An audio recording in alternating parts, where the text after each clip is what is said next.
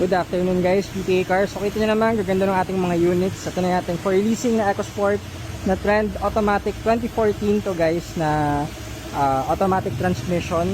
So tinatapos na po ito.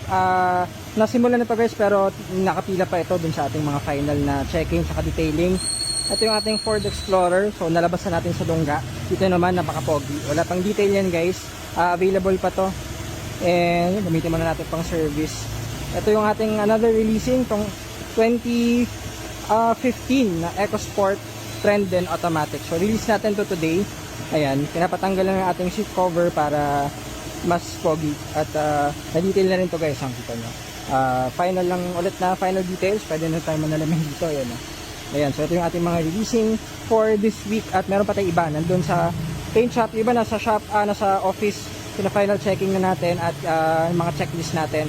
Pag approve na, pagpasado na sa mga bagay-bagay, so diretso na yun sa ating final step, which is dito, para syempre mas pogi ang ating mga units before i-release. Ayan, so ito pala, andito pala yung ating Mirage, kasi nga masikip tayo sa parking ng isang araw, so pinaklining na rin natin.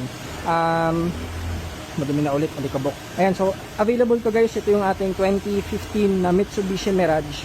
Hindi lang natin masyado na feature, kasi nga nandito pala. Available to guys, manual transmission sa fast brake unit po ito. And nakamags na yun, pogi. Napakaganda man ako, tested ko sa, saan ba sila nagpunta? Pampanga ata. Ito yung gamit nila, so gas and go na lang to guys. Syempre kahit fast brake yun, sinecheck natin yung mga langis yan, overheating, test drive, kasama pa rin yan.